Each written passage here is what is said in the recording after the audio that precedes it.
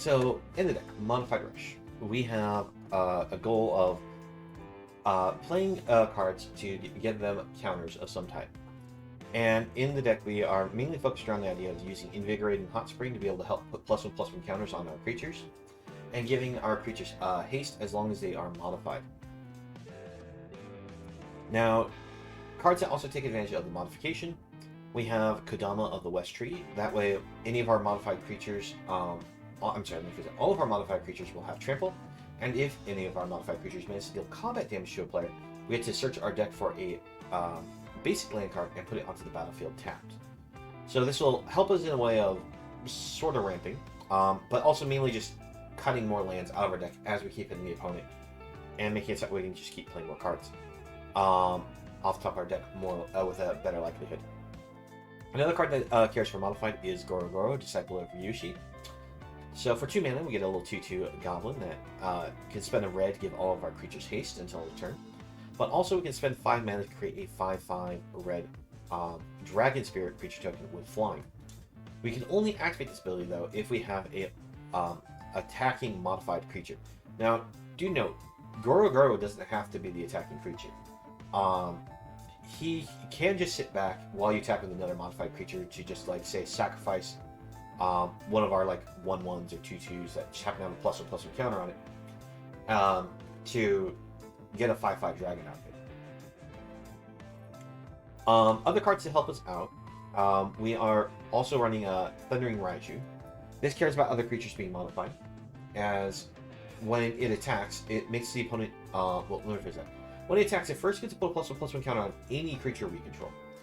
Then we'll deal X damage to the opponent for each creature or modified besides the Thundering Raju. So, while Thundering Raju can't put the +1/+1 counter on itself, it requires counters being on your other creatures for it to deal the X damage.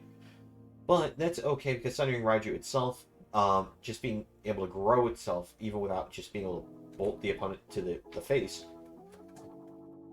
is still just fine. To help us out with getting to our goal, because we do actually have a fair number of cards that are on the expensive side, as we have a lot of 3-drops, we have a fair number of 4s and 5s. We are running Careful Cultivation. Now, this might seem weird that we're running this enchantment here, but the thing is, we're mainly using this as the channel ability to discard the Careful Cultivation to create a 1/1 green human monk creature that has the ability to tap to add a mana to our mana pool. But we do have the option to play it so we can give one of our creatures +1/+3 and reach, and the ability to tap to green mana. Now, the reason why I chose this card is purely because if we don't want the monk for mana production, because say we have enough of them, but we have another creature already in play that doesn't have any modification to it yet, you can enchant it with Careful Cultivation, so that way it's considered modified. It also is a +1/+3, which means that most creatures that get enchanted by this will become sturdy enough that if they attack in, we won't have to worry about them being traded off in an attack. The other card that we're running to help give us mana production is Jugan Defends the Temple. So the first ability helps generate is that 1/1 green monk again, that taps to add green mana. Second ability, it gets to distribute 2 +1/+1 counters on up to 2 creatures. So 1 +1/+1 counter on one creature, 1 +1/+1 counter on another creature. That's all it can do. But the thing is, it's after it transforms into its final thing, the Remnant of Rising Star, I doubt we'll ever get the last ability of, as long as we control 5 or more modified creatures, it'll get +5/+5 to trample. But it still is a 2/2 flying creature that whenever another creature enters the battlefield under our control, we may pay X. If we do, we get put X +1/+1 counters on target on that creature. So this actually ends up becoming a relevant card because it helps get counters on our cards right away. So if we happen to like run out of +1/+1 counters on the Hot Spring for the free move, we do have the ability to just immediately just build up a creature. Or in some cases, we can, instead of free moving to the new creature, we could just build up another card that we'd rather see larger. Like making sure, like maybe Kodama the West Tree might be larger, or even make the the remnant of the Rising Star that's in play larger. Other cards that we're taking advantage of is also Ranger's Class. So whenever we attack with creatures, we can make it set where they get the +1/+1 counters. We also have the ability to make it set where we play creatures off the top of our deck with the third level. We're choosing Inscription of Abundance as a removal option, but also because this can build up creatures with the +1/+1 counters. It can also have some life gain on it. For early interaction, we do have the Kami's Flare, deal 3 damage to any creature or planeswalker. If we happen to have a modified creature, it can deal 2 damage to the controller of that card. And we also have Flame Discharge. So this is for red and X, and it can deal X damage to a creature or planeswalker. If you happen to control a modified creature, you add an extra 2 damage. So there are times where you could just spend 1 red and cast this to deal 2 damage because you happen to have a modified creature. And it's very useful because of that. We also run Snakeskin's Veil because we are very... we want to be protective of our targets from direct removal. And this also does put a +1/+1 counter on our cards, making them modified. We are running only 1 Toski, Bearer of Secrets in the deck. Partially because this card can be answered against pretty easily right now because there's a lot of exile-based removal. But also because a lot of people like playing the Shambling Skeleton. I think I said that right. And the 1/1 for 1. When it's destroyed, target creature gets -1/-1. So a lot of people end up starting with that play. So we actually can't play Toski usually as a turn 4 play, even if we start with it that early. Unless we happen to have an Invigorating Hot Springs and they are tapped out for that skeleton. So that way they can't sacrifice it in response to kill our Toski. One of the main reasons why I also was trying to build a modified deck was because Invoke the Ancients is such a powerful card where you're going to generate 2 4/5 spirit creature tokens. For each of them, you can put a Vigilance, a Reach, or a Trample counter on it. And I figured this paired really well with the Invigorating Hot Springs, so that way you can immediately attack with these tokens. So you're looking at the possibility of 8 power coming at your opponent instantly without even shifting the +1/+1 counter from the Invigorating Hot Springs. And you can choose Trample as one of the options on these, so that way they are basically 8 damage of Trample coming in. And last but not least, we do have a couple copies of Goldspan Dragon in the deck because it helps with being a nice flying threat, plus the ability to get the treasure tokens, so that way it's easy to play things like the Invoke the Agents. And that about sums up the deck.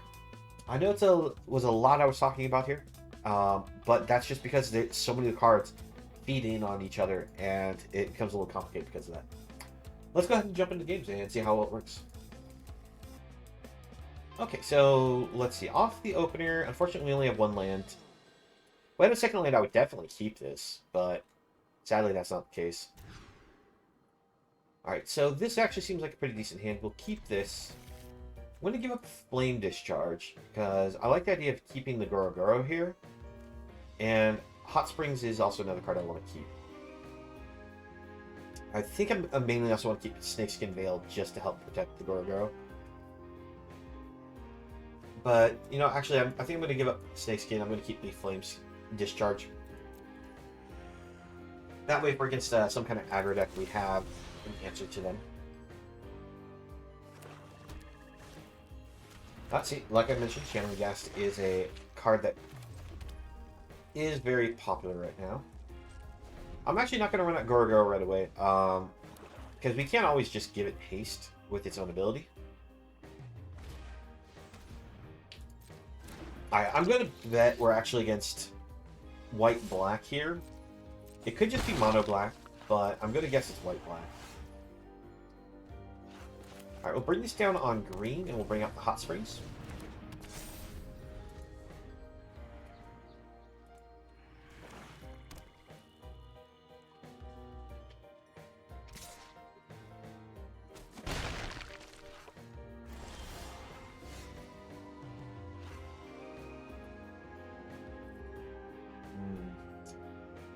So I'm pretty sure they're holding back on the set where they can block, sacrifice it, draw cards. Bring out the red source, that way we can potentially use Flame Discharge if we need to. We'll shift the counter.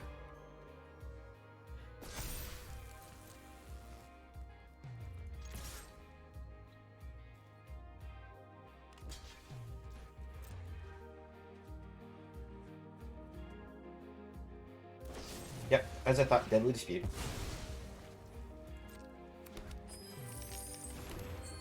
That is not a surprise at all. Next turn, though, if Gorogoro survives, we can actually use this to generate a dragon. Opponent, the anti-fun. But I actually can activate this for 1. We'll give up our Lair of the Hydra. Because I want to keep Gorogoro.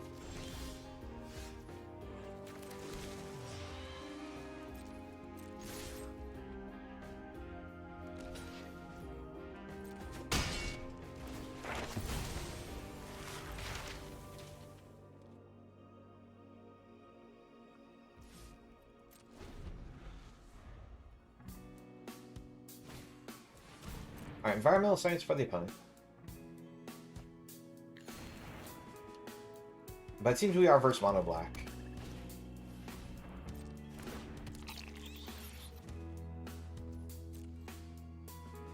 Alright, we actually get to keep Gorogoro here, which means... is it better to generate the dragon token or play Kodama? I think it's better to go for the dragon token. We're just going to make it right away.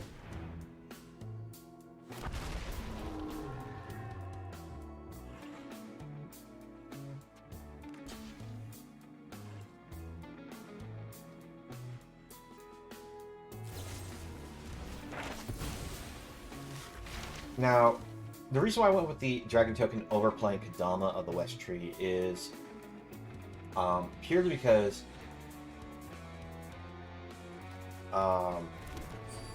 we are trying to play around the opponent using like Meathook Massacre and be able to sweep up. But also, if they do go for a Blood on the Snow, we still have Kodama of the West Tree that we can play from our hand. See, Meathook Massacre does kill our bobbies, but we do get to keep the Kodama. Unfortunately, we are a green mana short on this because we did sacrifice one of our Lair of the Hydras earlier.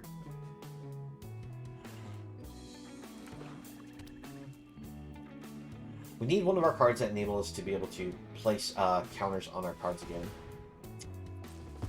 Opponent just being the mono black style control deck, doing mono black control things.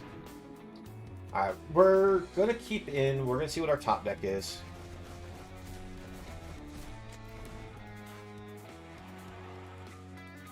Because we still have Lair of the Hydra, so we can still technically fight against them, but... Alright. Goldspade Dragon's a great top deck.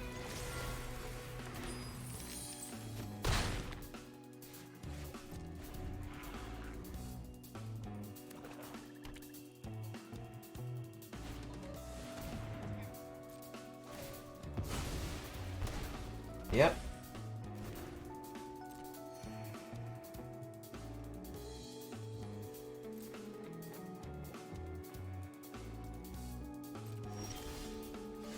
Alright, we'll play out Jugan.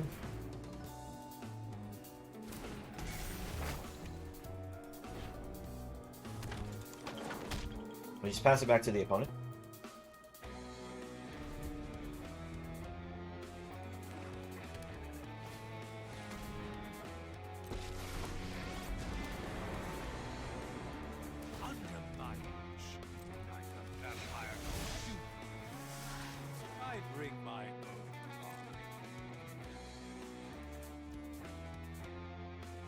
Let's see. 1, 2, 3, 4.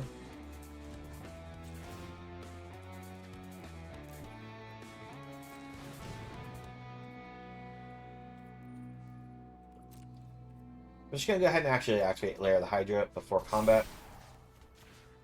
This way we can put counters on both of our cards here.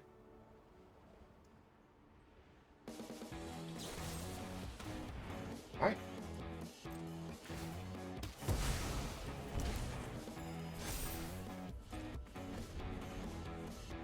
Next turn we can bring out the Goldspan Dragon, and thanks to Jugan, be able to put 2+1/+1 counters on it.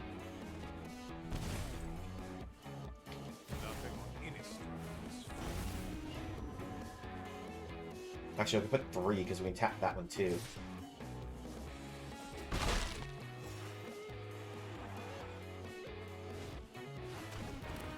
Unfortunately, thanks to the Meat Hook Massacre, we are going to die to this opponent.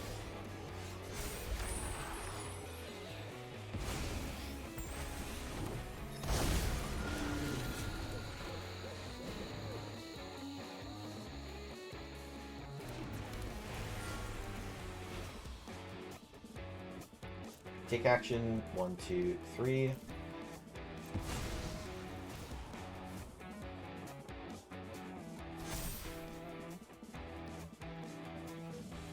See if we can take out Soren.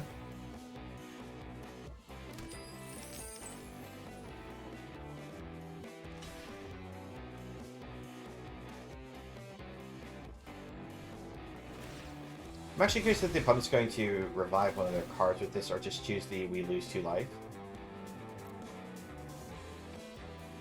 They actually do take the revive option, which means that they can get like an Eye Twitch or the Shambling Guest. Imagine they just get Eye Twitch, they sacrifice Eye Twitch, learn the spell that allows them to take out our dragon.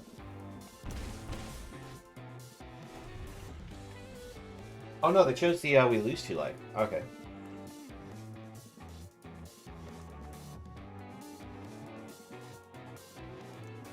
A little surprised by that.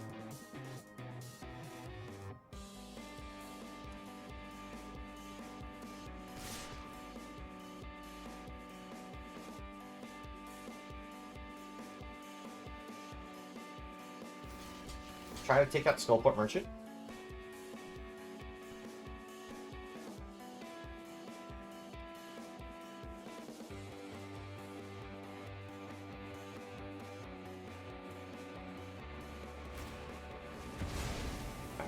I figured the opponent would possibly do this, but... So they're going to give -1/-1 to our Rising Star, right? No, though. They just went for more treasures. Okay. A little surprised by that. Well, we're currently dead just because the opponent's going to generate themselves. So, actually, wait. We could potentially draw... Never mind. We're dead. And we scoot. I was thinking, it's like, we could potentially draw a card that allows us to gain life. Because we do actually have one card that does that, but... Unfortunately, got double red cards, but no red mana. Like, we drew kind of an awkward hand here. I'm going to say no. But we'll keep this one. We'll put the Kami's Flare on the bottom.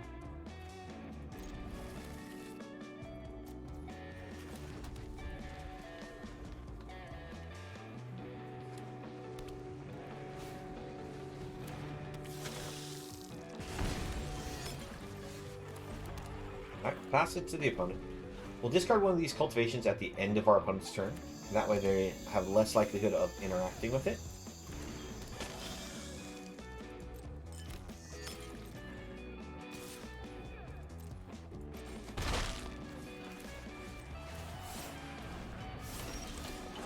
Of course, we miss our land drop.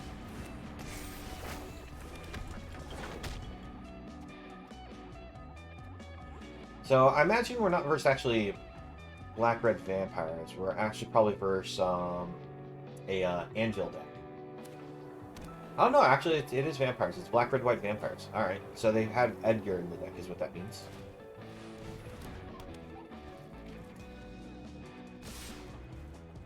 No blocks.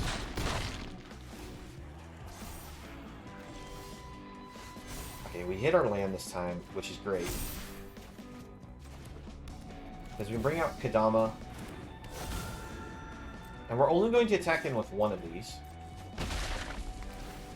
The reason why I'm only attacking in with one is I want to make sure we have the mana for Snakeskin Veil. I end up getting a red source just in case we draw like our Goldspan Dragon.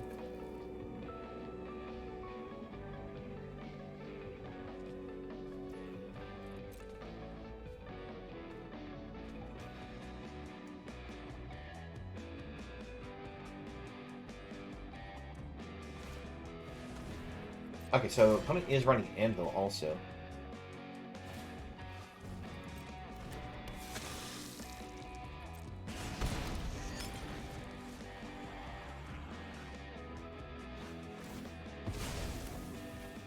Alright, we Snakeskin Veil, protect our Kodama.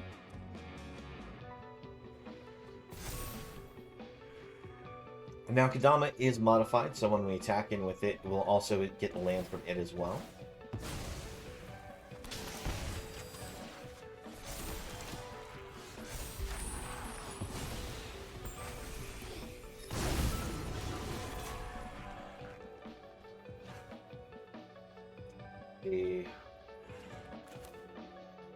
Gonna go for the Ranger class.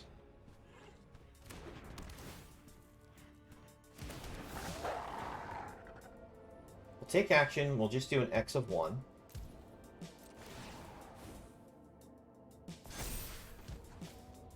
We'll activate Ranger's class. And we're going to attack in.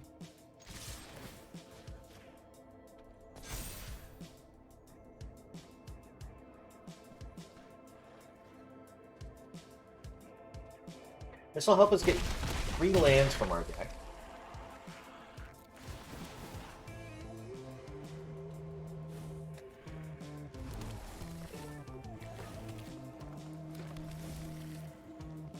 So long as we don't pull a basic land from out of our deck on our draw, we'll actually be really well set up for the next turn.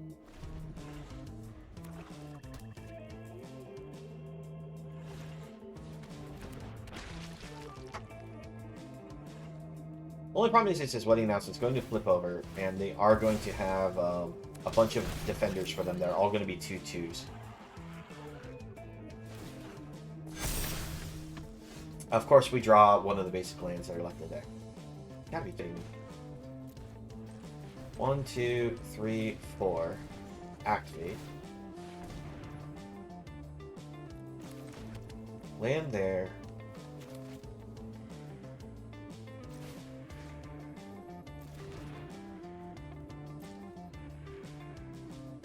We'll attack with this. We'll attack with this.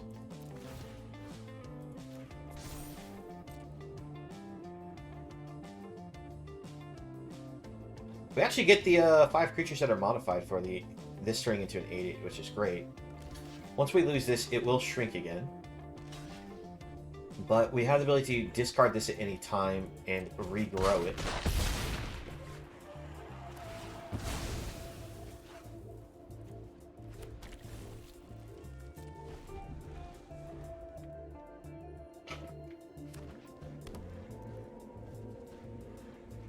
Does the opponent come in for their attack? They're dead in the air to Rising Star, so they have to do something.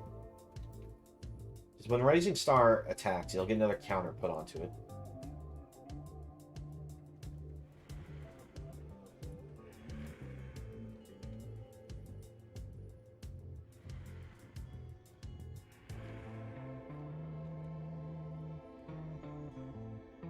I think, though. Alright, Massacre for 4. That doesn't... Well, actually, it will kill this because they can choose -1/-1 here. 1, 2... Discard. And then we choose X5.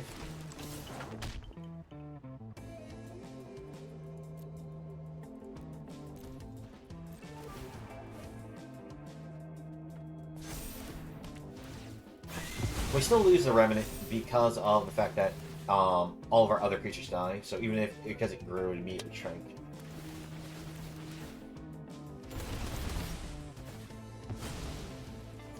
Now, our creature no longer has trample, because we no longer have the Kodama, but... Oh, we dropped perfect here. Because this will be lethal.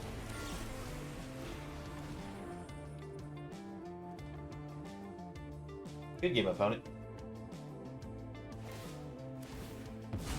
So even with them sacrificing that, they get a little bit of life, but we end up still ending this game because of the Goldspan Dragon being on top.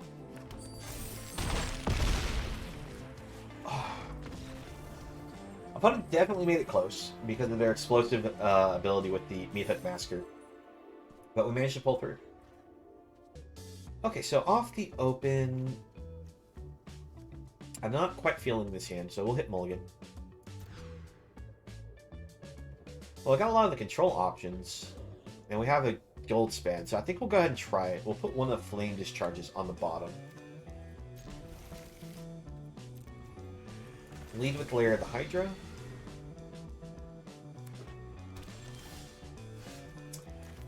On red, just that way we have the double red for our gold span.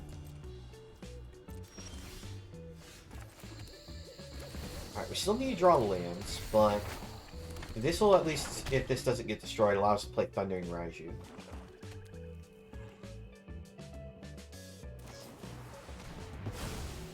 Okay.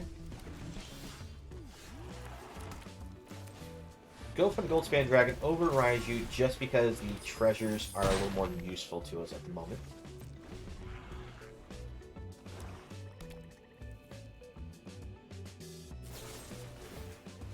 Right. Also, I kind of figured the opponent would have a direct removal, so...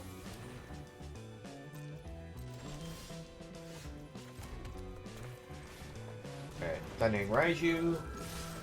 Put the counter here, because it allows us to do the most damage this turn.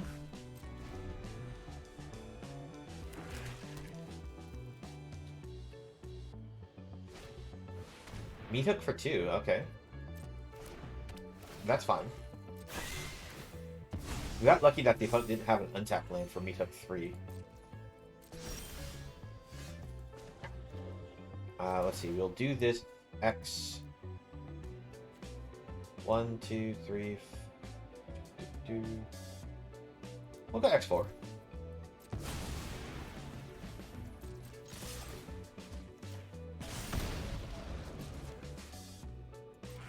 Yeah, we're short on getting lethal, even if we had sacrificed that last land. I'm just holding it up so that way we can Snakeskin's Veil, potentially.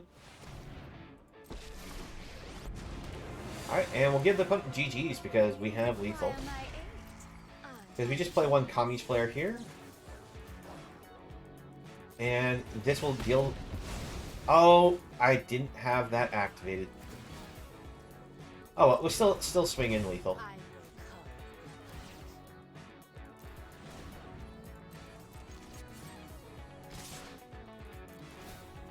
I was supposed to activate Lair of the Hydra first, so that way we would deal 2 damage to the opponent.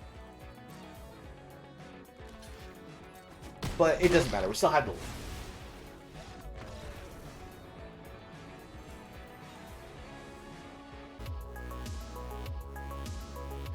Thank you for watching the video. Please leave a like if you enjoyed and subscribe for more content. If you'd like to join me while I stream, you can find me on Twitch at the link below.